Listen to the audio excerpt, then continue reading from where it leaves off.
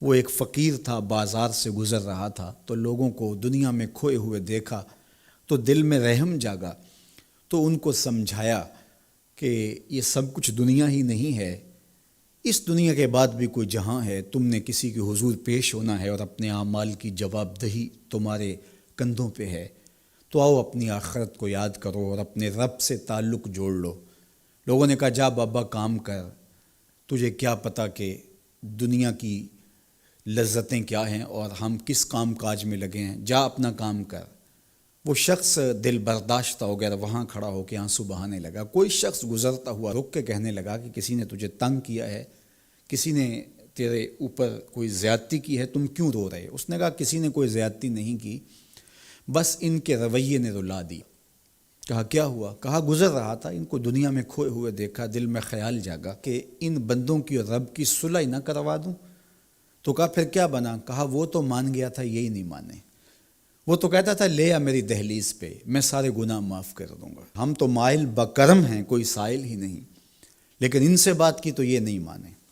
خیر وقت گزر گیا، وہی شخص دو ایک دن کے بعد قبرستان کے قریب سے گزرا تو وہی فرد وہاں روتا ہوا پایا گیا، تو اس نے پھر اپنی گاڑی اپنی سواری روکی اور کہا بابا عجیب شخص ہے، بازاروں میں بھی روتا ہے، قبرستانوں میں بھی روتا ہے، آج کیا مسئلہ تجھے ہوا؟ کہا مسئلہ وہی میرا کل پرسوں والا ہے، بازار میں گیا تھا اور میرا خیال تھا کہ بندوں اور رب کی صلح کروا دوں، وہ تو مان گیا لیکن یہی نہیں مانے، مایوس ہو کے آج قبرستان والوں کے پاس آ گیا اور یہاں میرا خیال یہ ہوا ان کی اور اس کی صلح کروا دوں۔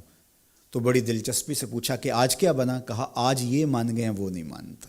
تو قبل اس سے کہ وہ وقت آئے اور ہم کہیں کہ یا لیتنی قدمت لحیاتی، ہائے میں نے یہ زندگی آخرت کے لیے آگے بھیج دی ہوتی، تو آج وقت ہے، وقت پر کافی ہے قطرہ بھی آب خوش ہنگام کا، جل گیا جب کھیت برسا می تو پھر کس کام کا۔ جنہوں نے اپنی زندگی گناہوں میں گزار دی، خواہشات نفس میں گزار دی، آرزوؤں اور تمناؤں میں بسر کر دی، دو دنی چار کے چکر میں پڑے رہے، دولت کے انبار لگ گئے، پھر بھی نفس رجا نہیں ہے، اندر کی خواہشات تشنا کی تشنا ہی رہیں، پھر بھی سیرابی نہیں ہوئی، کوزائے چشم حریصاں پر نشد، تا صدف کانے نشد پر در نشد۔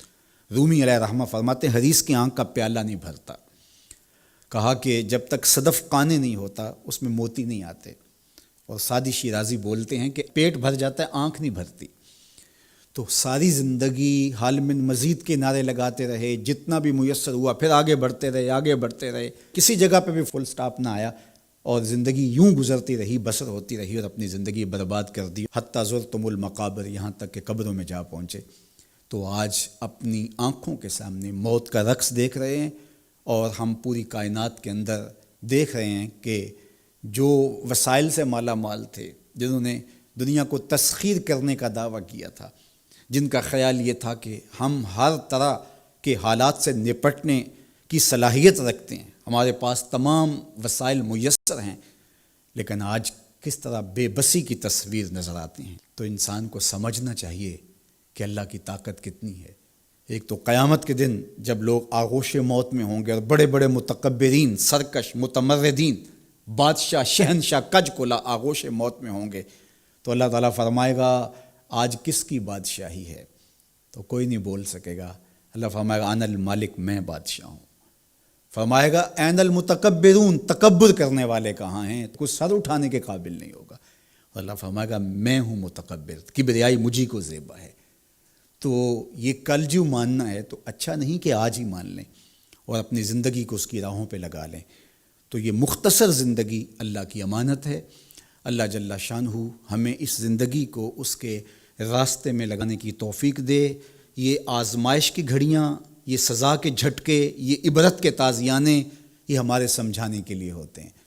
حضرت امام غزالی فرماتے ہیں یہ ڈوبتا ہوا سورج روز ہمیں بتاتا ہے کہ میاں زندگی پائیدار نہیں ہے، ایک دن تمہاری زندگی کا سورج بھی ڈوب جانا ہے۔